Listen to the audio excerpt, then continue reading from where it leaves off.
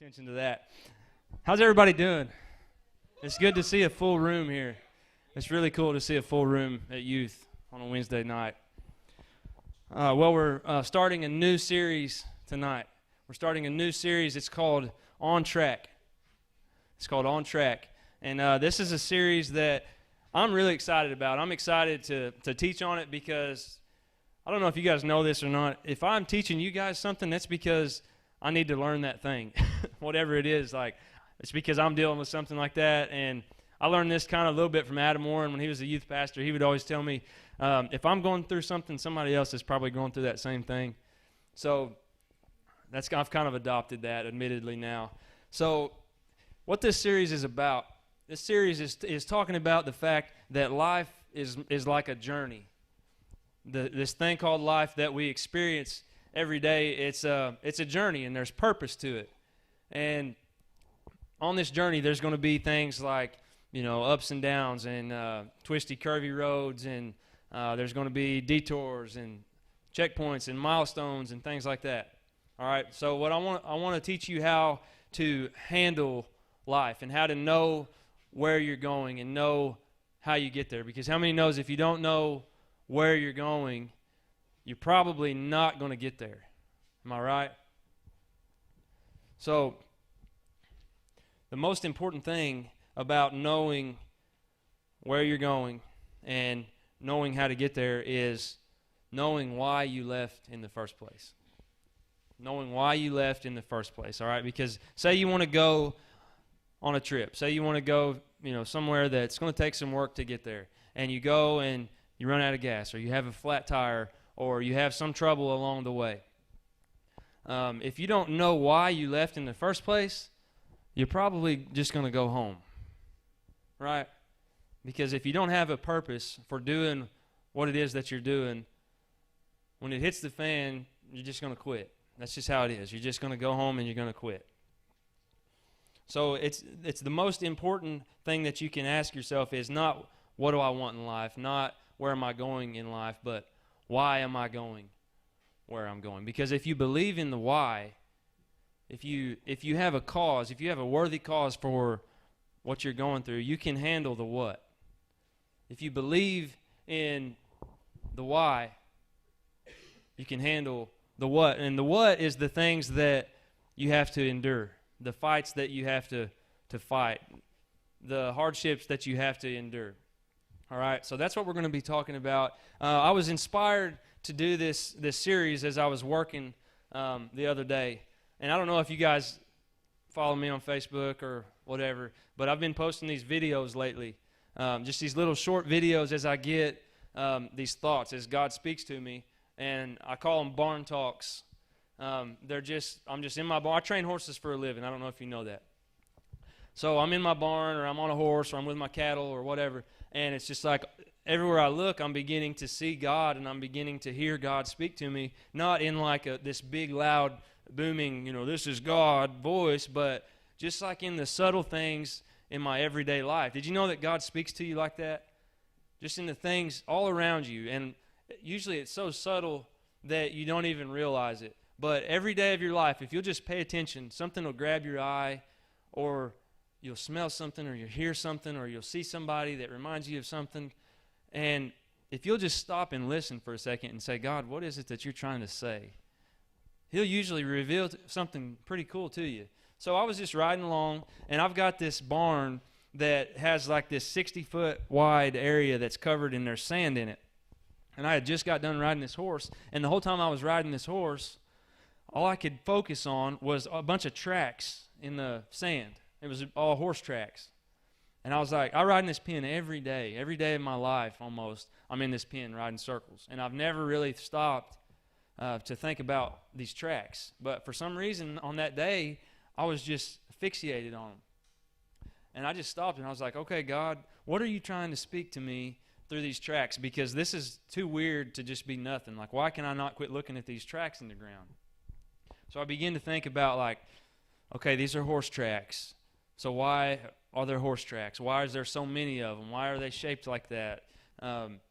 And what he kind of revealed to me was these horse tracks are in this pen, and you're in this pen on a horse because somebody somewhere had a goal that they wanted to have a great horse. They're like, I've got this horse, and I envision riding this horse around and, just having fun out in the pasture or at the rodeo or whatever, and I want that.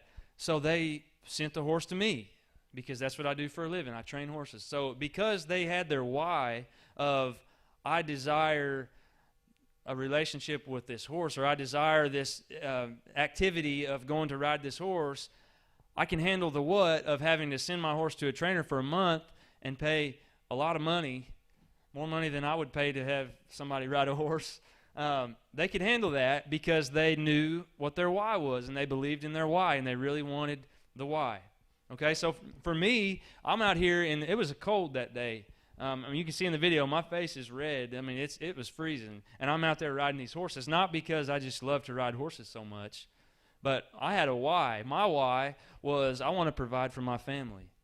I've got a little girl, I've got a wife, and I've got a responsibility to them to pay the bills, to provide, and that's my why. So, okay, I'm going to do whatever I have to do to make that happen.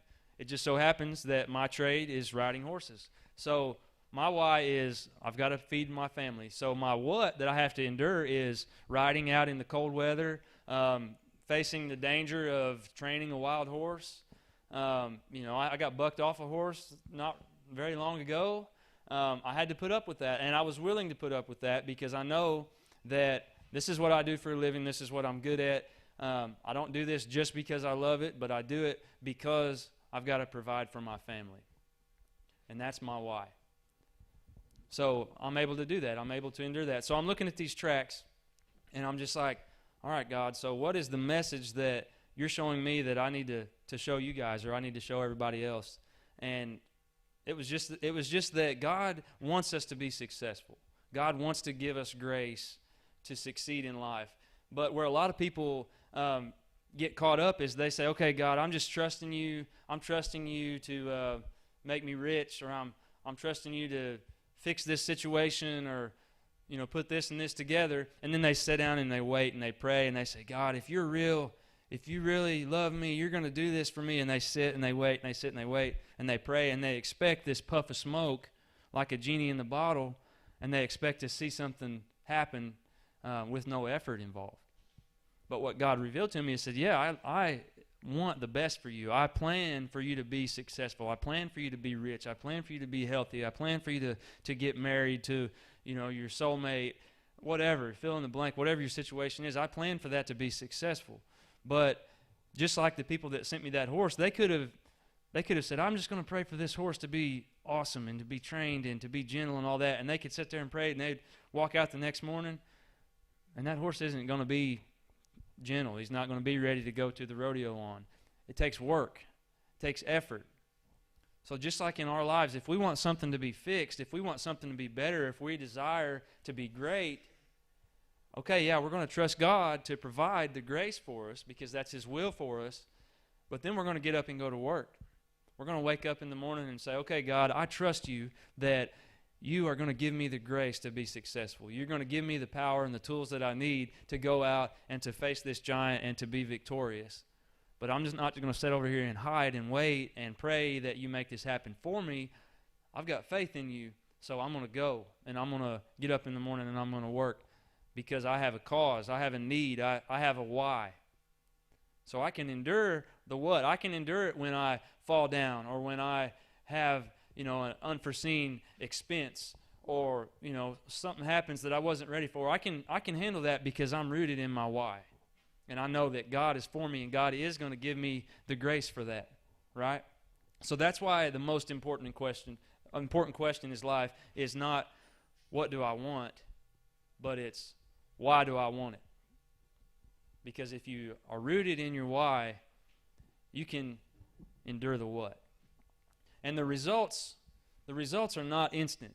You're not just going to make a decision, and even when you know why you want it, you're not just going to wake up the next morning and things are going to be awesome because you knew why now. Things take work. Things take a lot of work.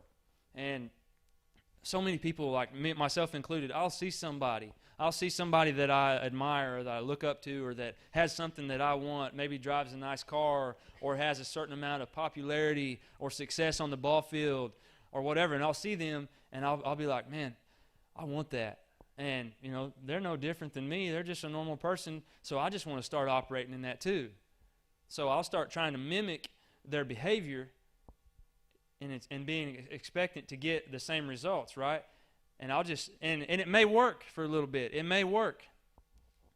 But real results are not instant because real results take time and effort to be sustainable. You have to lay a foundation before you can go high. I was talking to a guy, or I was listening to a guy, went to a men's conference recently at Charis Bible School in Colorado. And has anybody heard of the Fox Sports commentator James Brown? Any sports fans heard of him? Yeah. He was talking about a message, and he said his title was Depth Before Height. Brian was there, you remember it.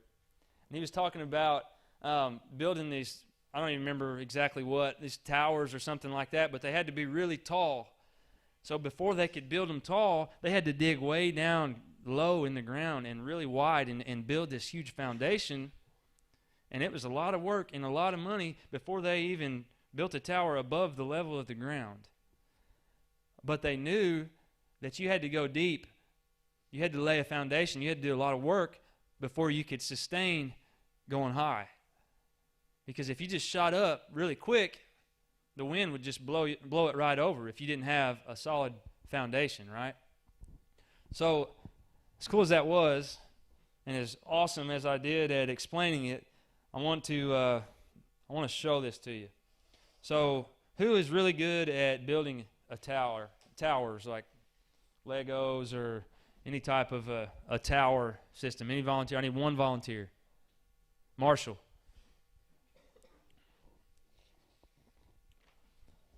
I'm just going to show you this, and just so you know, it's not rigged. I have not talked to you about this yet, have I?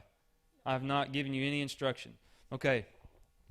So what we're going to do is first, we're going to be very successful very fast. All right? So the first tower I want you to build it as high as you can build it, just with one tier, just like that, right there.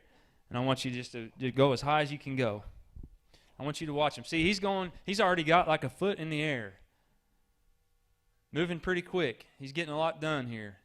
All right, looking good. People are starting to notice his tower, right? Look how high Marshall's going with this thing. 1, 2, 3, 4, 5, 6. He's 6 cups high right now.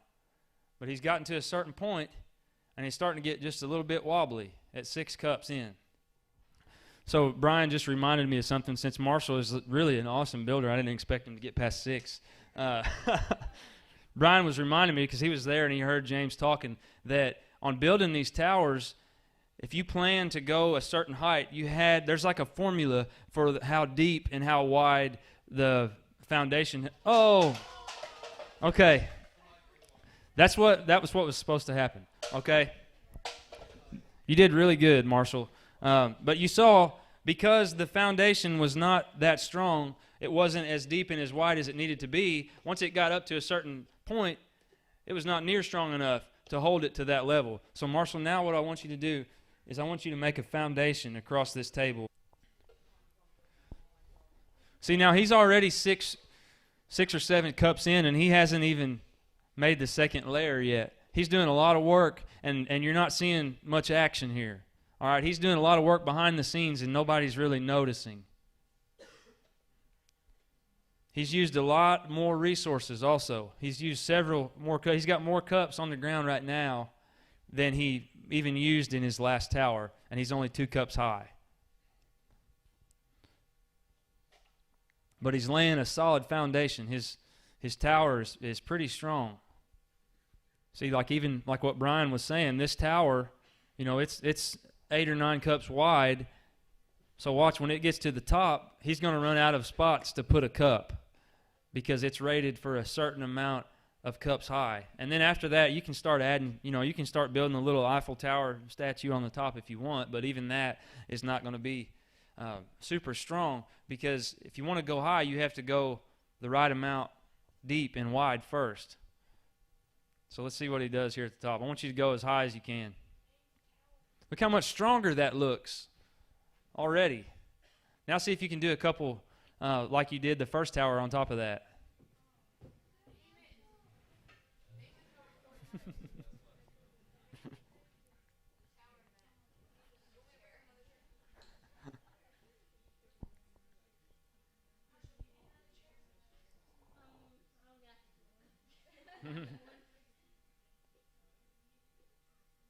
So we've already gotten taller. See if you can get this last one without it falling so you don't mess the analogy up.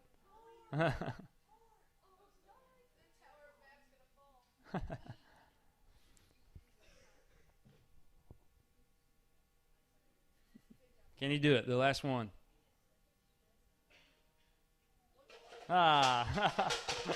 Good job, Mark. Give him a round of applause. Good job. There's only so high you can go. It's Good job, Marshall. That was awesome. So you have to go deep. You have to go wide before you can go tall. And that means you have to put in the groundwork. You have to prepare. You have to practice. You have to plan in order to be successful, to go tall. Yeah, I want to tell you about a young man who was probably not much older than any of y'all here who had to go deep before he could go high. There's a young man that I talk about him a lot. His name's David, and you guys probably get sick of hearing about him, but deal with it because he's my favorite Bible person. So David was just a young boy, y'all's age, and he was a shepherd. And a shepherd was not the most prestigious of jobs. He took care of livestock out in a field where nobody saw him. It was not fortune. It was not fame. It was just a job. It kind of reminds me of me out in the pasture, taking care of cattle. That's maybe why I like him so much. So David was just a little punk kid, and he was making tracks. He was putting in the legwork, doing all the preparation and the behind-the-scenes labor of taking care of these sheep. And you know the story. He got anointed to be the next king of Israel when he was very young, when he was our age, when he was just a young boy. And you didn't see David just get anointed and then just walk right into the throne room and take the crown. It was many, many, many years before he was able to be the king of Israel. So he got anointed as king. He got this promise of, okay, God says I'm going to be something great. God says that I'm going to make a difference in this world. And God just sent him right back out to the field. And he just he went back out to his sheep, and he just learned how to take care of animals and livestock. And he saw a lion coming one time, and he killed the lion. He showed that he cared so much for the sheep that he was not going to run and save his own life, but he was going to risk his life to save the sheep. I'm sure spent a lot of time slinging a slingshot at trying to hit little rocks or little trees or something like that, preparing. He didn't even know why. He was just doing his thing, and whatever his thing was preparing him for something he didn't even know about. A lion come, he killed that. A bear came, and he killed that. And God delivered him, and God, just helped him to build his faith up and know that he was protected and he was God's child. So story goes on. The army of Israel is at war with the Philistines, and there's this huge dude named Goliath. He's this giant, and he's just taunting the armies of Israel and the king of Israel, and nobody was willing to fight him, right? And David made his way over there, and he was just serving his father. Even though he'd already been anointed to be something great, he had been told that he was going to be the king, he was still doing what his parents told him. He said, I'm going to go deliver this bread and this cheese to my brothers because that's what my dad told me to do. He could have said, Dad, don't you know who you're talking to? I'm the king. I'm going to be the next king. You can't boss me around. But he said, yes, sir. Okay, I'll go do that. And he goes and he sees his brothers, and he sees this giant throwing out all these curses over Israel. And I believe that David began to have flashbacks of the lion and flashbacks of the bear and flashbacks of the sheep and all of that. And everything that he had prepared in the past all of a sudden made sense for whatever reason. He didn't even know he was preparing for anything, but as soon as he heard those words, it's just like his whole past flashed before his eyes, and he realized his purpose. Because what he did was uncharacteristic of David, from what it sounds like, to go and talk to the king and to make a big deal out of anything. So Goliath is yelling, and nobody's willing to fight. And I want to read to you what he says. He goes to Saul. He goes to the king of Israel, little David, who is not in the army. He's just a cowboy. And he goes to the king of Israel. Listen to what he says. He says, "Don't worry about this Philistine," David told Saul. "I'll go fight him." Remember, David's never been in a fight other than with a lion and a bear and maybe with his older brothers. And Saul replied, "Don't be ridiculous. There is no way that you can fight this Philistine and possibly win." Listen to what Saul says. "You're only a boy, and he's been a man of war since his youth." But listen to what David responds with. "I have been taking care of my father's sheep and goats. When a lion or a bear comes to steal the lamb from the flock, I go after it with a club, and I rescue the lamb from its mouth. If the animal turns on me, I catch it by the jaw and club it to death. I have done this to both lions and bears, and I'll do it again to this pagan Philistine too, for he has defied the armies of the living God. The Lord who rescued me from the claws of the lion and the bear will rescue me from this Philistine." And finally, Saul consented and said, "All right, go ahead, and may the Lord be with you." So what was so cool about that conversation, because imagine Saul's perspective of this little kid, this little youth kid comes up there to this battle line with this giant that even the bravest of all warriors are afraid of. And this little dirty old cowboy comes up there and says, "Hey, I'll fight him. I'm not afraid of him." And Saul's like, "You're just a kid." And what did he bring up about Goliath? He brought up his preparation. He brought up how long that Goliath had been prepared for this. He said, "You're just a boy, and Goliath has been a warrior since his youth, and he's a grown man now. He's way more experienced than you. He's way more prepared than you for this fight." But what did David counter back with? His preparation, because they both came prepared. But the difference was David had been preparing in a way with God on his side, right? David had been serving in the field away from everybody, not where people were watching him and praising him and all that, but behind the scenes. David had spent years and years taking care of the sheep, and when a lion and a bear would come, he would strike it, he would chase it down, he wasn't afraid, and he knew that God was on his side. So he wasn't afraid to fight the giant. And Saul realized that. That's why he went ahead and he gave him permission. He realized that, that's right, David is prepared, and David does know God. So because he's prepared, because he's laid the tracks in the sand, I'm gonna grant him this opportunity to fight Goliath, right? So, David goes up to Goliath, and they're mouthing back and forth, and Goliath's laughing at him because he doesn't think he can win. But David shouts to him. He says, "Today the Lord will conquer you. Today the Lord will conquer you, and I will kill you and cut off your head, and I will give the dead bodies of your men to the birds and wild animals, and the whole world will know that there is a God in Israel." So I want to go back to that, and I want you to hear what he says. Today the Lord will conquer you, and then I will kill you. The Lord will conquer you, and I will kill you. So that's an action on the Lord's part, but it's also an action on David's part, right?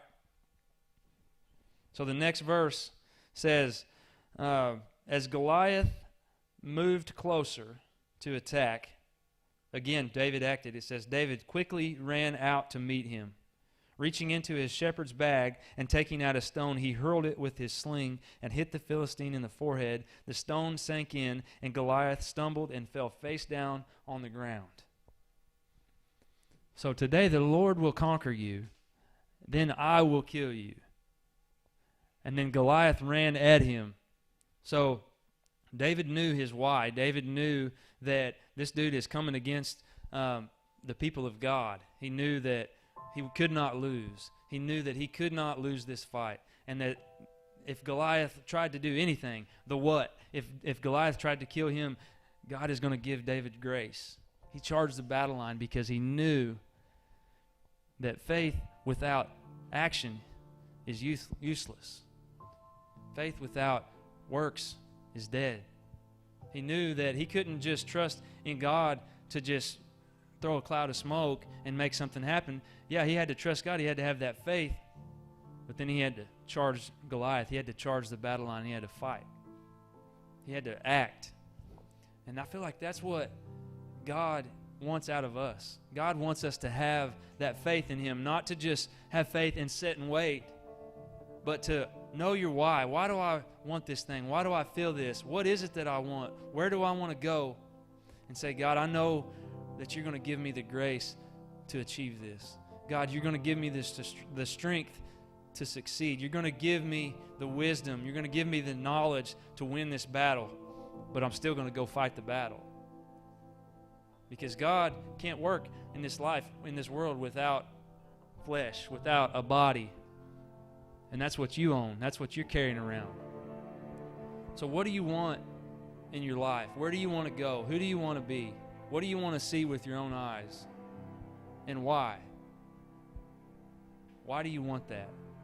What happens if you don't get that? You've got to believe in why you want whatever it is that you want. Why are you who you are? Why do you feel the way that you feel? Why do you desire the things that you desire? And you've got to believe in that. Because God has created you. God has built you for that very purpose. And if you don't do it, if David hadn't ran down Goliath, what would have happened? Who would have? Would anybody have? What would happen if you don't do what God's put on your heart for you to do? So God, I just pray that we can know what you've created us for, that we can know who you've made us to be. God, and then we can understand that you give us the grace to be successful. You give us the strength to win the battle because you love us, because you created us for your purpose. So God, with that faith, Lord, I pray that we can act, that we cannot be afraid to charge the battle lines. We are so rooted in you and in your plan and your love for us that when things don't go our way, when we fall, when we stumble, we don't stay down because we know our why. We know that you're right there to pick us up. So God, I pray that everyone here will begin to see that and begin to see you more and begin to hear your voice more, Father, and just trust you and have the confidence and the boldness of David that when things come our way, when giants are shouting us down, we say, I'll fight him. Lord, I just pray for a new confidence, a new boldness over everybody in this place. God, a new motivation and inspiration. Lord, that when they wake up, they make a decision of who they are, who they're going to be that day, what kind of day that's going to be, and why. Because they're on a mission. They've got one goal in this life, and that's to draw people to you. That's to tell people of the good news of the gospel. Lord, and I just believe that you're going to do great works through everybody here, Lord, if they can just know why they're here, who they are, where they're going, what's their desired destination, God. Lord, and I just thank you for their obedience. I thank you for their love for you and their willingness to serve you, God.